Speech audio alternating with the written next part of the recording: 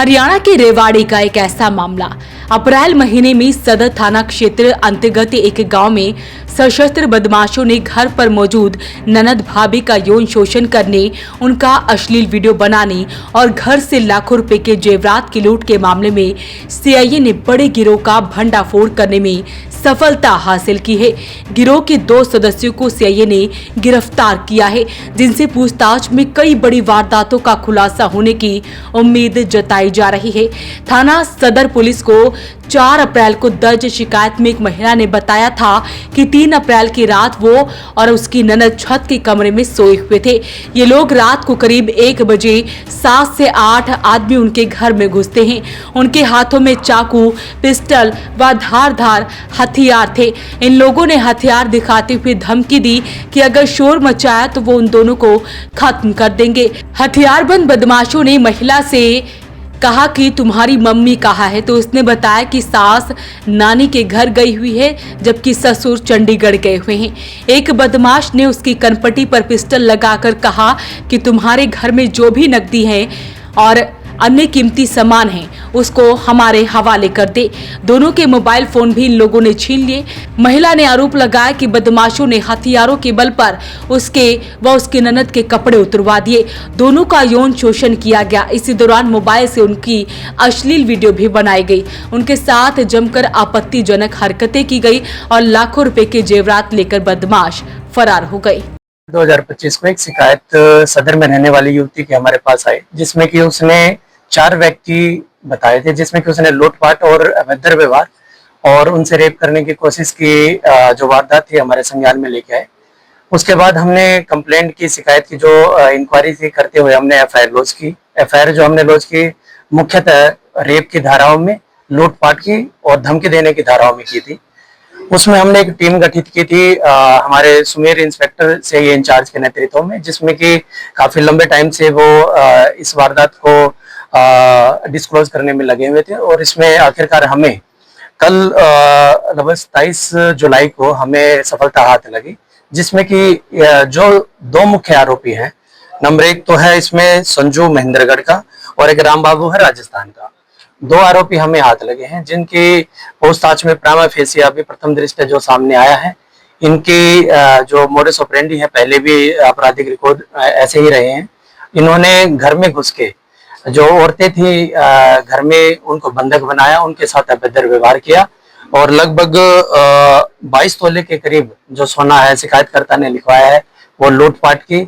और arms act इसमें लगा है, तो मुख्यतः इसमें जो असला था, असले पे मतलब बंदूक की नोक पे अश्लीलता को इसने अंजाम दिया। जी सर, बरामदगी क्या क्या हुई? देखिएगा, अभी इनको अरेस्ट किया है, अभी इनका रिमांड लिया जाएगा। रिमांड के दौरान इनसे पूरे हालात हैं, जो पूरा इनके वारदात को अंजाम दिया उसकी मोडस ऑपरेंडी है, वो अभी पूछताछ में आएगी आगे। उसके दौरान ही जो भी इनके रिकवरी वगैरह है जो होगी वो हम आपको अवगत कराएंगे। अभी तक 2 घटना में कैसे पहुंचे, किस तरह से? जी देखिएगा, इनके जो मोडस ऑपरेंडी है, पहले भी वारदात राजगढ़ में और ये फरीदाबाद में इन वारदातों का खुलासा भी इन्होंने किया है।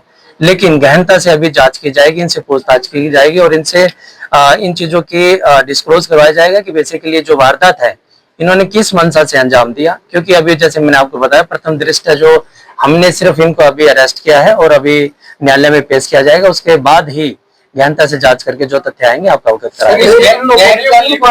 क्या महिलाओं के साथ अभद्रता की? जी बिल्कुल, राजगढ़ और फरीदाबाद की जो मैं आपको वारदात बता रहा हूँ उसमें सेम ही मोडस ऑपरेंडी थी, जिसमें कि महिलाओं के साथ भी अभद्रता का व्यवहार किया गया था और लूटपाट भी की गई।